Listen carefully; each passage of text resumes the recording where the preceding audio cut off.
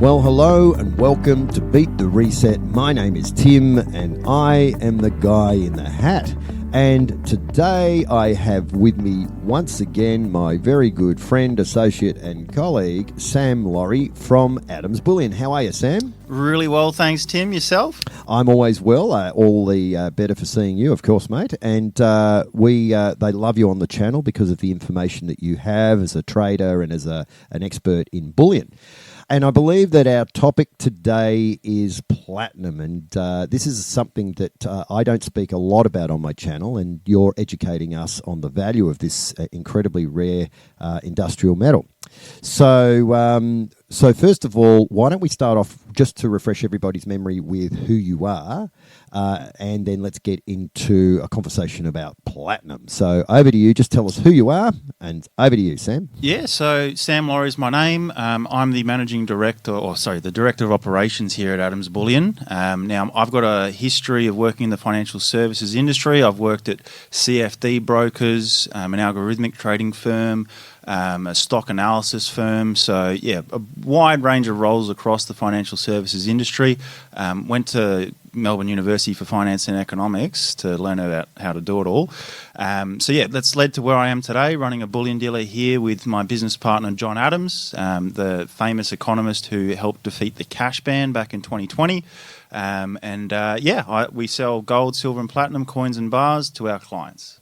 And a wealth and a font of knowledge and a bit of a character in the industry as well, Sam. All right. So platinum.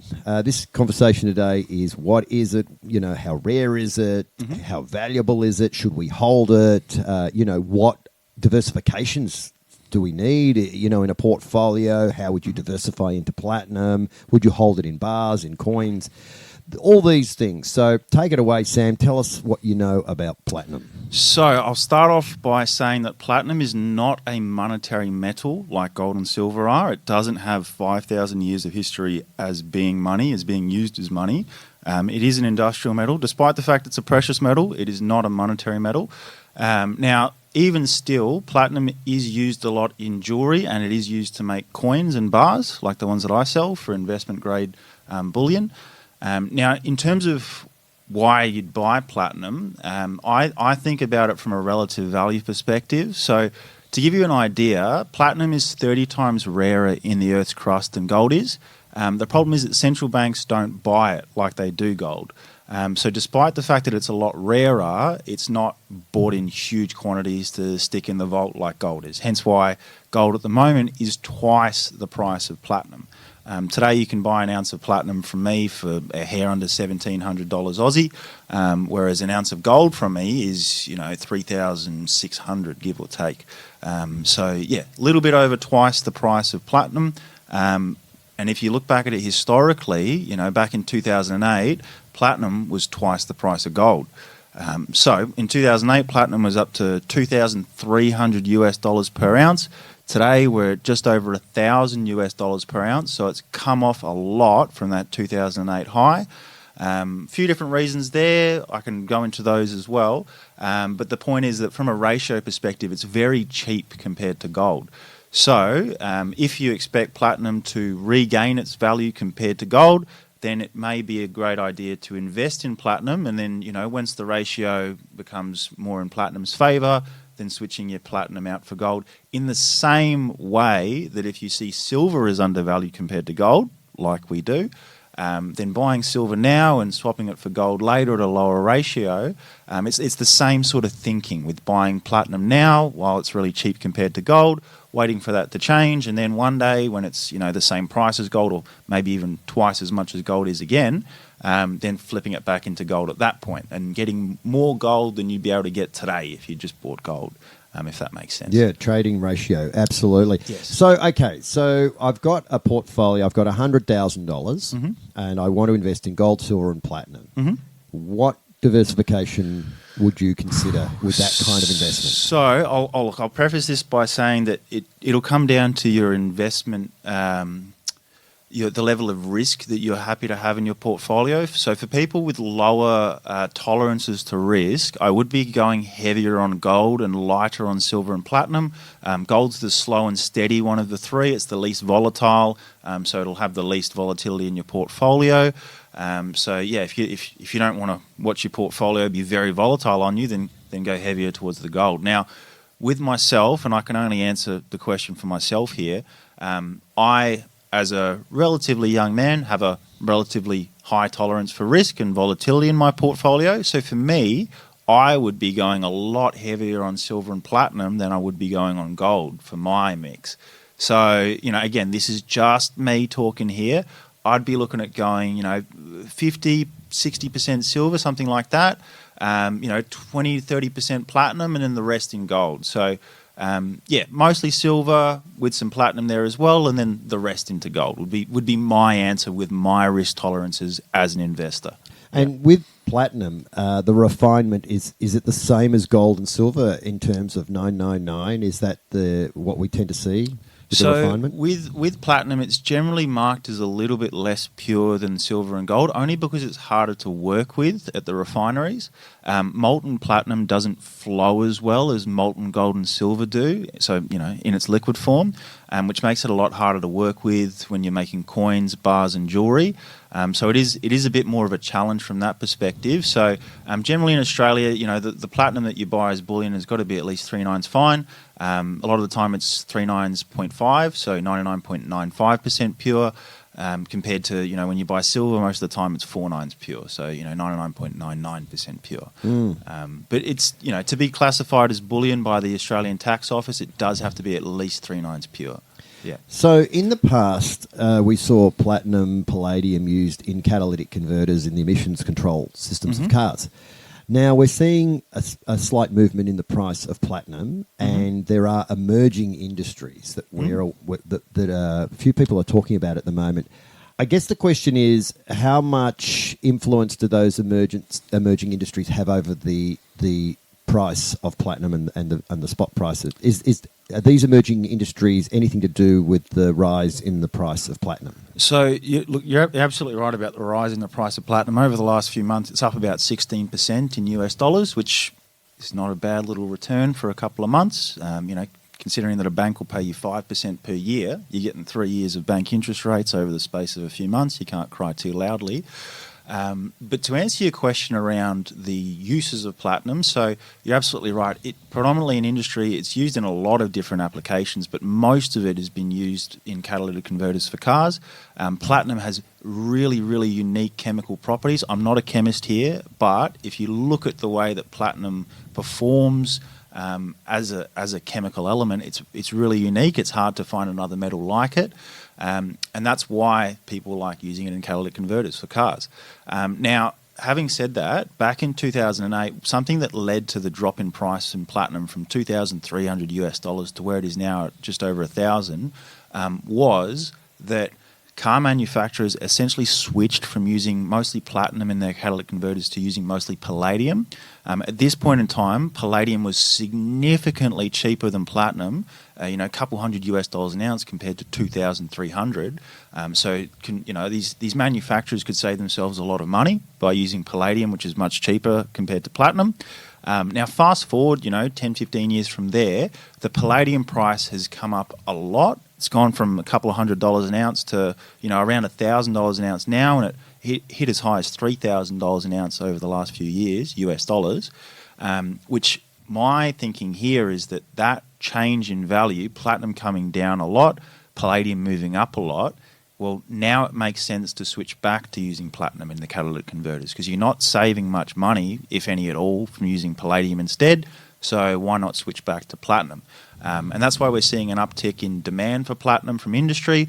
Don't get me wrong, it is also used in a lot of other industrial applications as well, temperature testers, et cetera, et cetera, et cetera. It's a very useful element in industry. But the point here being that the drop-off in demand from the car sector may turn around and lead to a pickup in demand now that those prices of platinum palladium have changed. And something to think about as well, touching on what you were saying there about the future use cases of platinum. So platinum, if you look at hydrogen fuel cell technology, you need a lot of platinum to make it work. So I'm not making predictions here as to whether hydrogen fuel cell technology will take off or not. To be honest, I'm not a scientist. I wouldn't really be able to tell you how viable it is. But if it is going to happen, we're going to need a lot more platinum. And something I'll briefly touch on as well is that more so than the demand side of platinum, I actually look at the supply side of platinum as what could move price.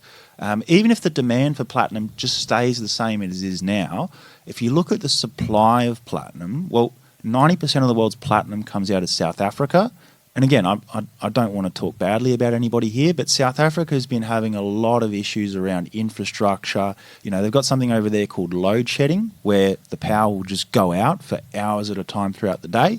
And they don't really invest in their infrastructure properly. It's aging infrastructure, roads, trains, getting the platinum from the mine site to the port, so that you can get it onto the open market and sell it is becoming increasingly more difficult. So for those reasons, it's getting harder and harder to pull platinum out of the ground in South Africa. The industry demand is picking back up for it again. So I look at the price of platinum where it is now, and I don't think it'll stay low for long. Okay, so platinum, person comes in to buy platinum from you. What sort of format does this take? I mean, what ways can people hold this in a physical form? Is it similar to gold and silver? Can you sort of explain a little bit about what you would recommend in the format that people hold this? Yeah, absolutely. So we sell platinum coins and bars. So when it comes to how to buy platinum, you can buy platinum bars, you can buy platinum coins. We've got 1 ounce bars and 1 ounce coins. What I would say when determining whether you'd want to buy a coin or a bar, it comes down to your exit strategy. So if the plan is to bring your platinum back into me as a bullion dealer one day and sell it to me, I'll be pointing you towards platinum bars. You're going to pay less premium, less transaction costs to buy a bar. I'll pay you the same for coins and bars when you bring them back to me.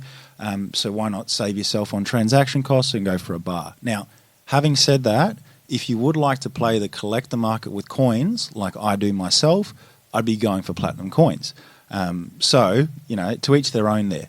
But either or, you can come into the store. I've got platinum coins, I've got platinum bars, whatever you'd prefer based on your exit strategy. And it's very cost effective. Yeah. One of the big questions I get, Sammy, is what is it that how do people trade this back? They're holding platinum. They want a quick they want to liquidate the asset. How easy is it for you to assist them with liquidating the asset? Yeah, and that's the beauty of bullion, I would say, is that it is, in my mind, the most liquid asset class there is. The reason I say that is if you bring your platinum into me as a bullion dealer, you sit down in my office, I use my XRF to make sure the platinum's real. We lock in the platinum price there and then on the day, and then it's up to you whether you'd like payment via bank transfer or in cash. Either's available for you, whatever you'd prefer. And you can walk out of my office with the funds either in your handbag in cash or in your bank account as a bank transfer on that day. Now, you compare that to even buying shares. When you sell shares, it's got a 2-day settlement period. So you sell your shares on Monday, the funds land in your account on Wednesday. Bullion beats that by 2 days. And again, you take that out to other asset classes like selling a house. Well, look, selling a house can take months for settlement. So that's why I say that bullion is the most liquid of those asset classes, as you can get cash right there and then. Yeah. And just finally, with the spot price of platinum, is there a spot price that people can follow, and where is the most accurate spot price in your opinion? Yeah, so you can have a look at a few different places to look at the spot price. I watch the spot price on TradingView. As a trader, I love TradingView's charting. It's a free website. You can chuck a watch list on there, have a look at all the different metals in the one spot. Something I will say is that they've only got the platinum price in US dollars on there. So as an Australian, it's useful, but it's not as useful as the Australian dollar price would be.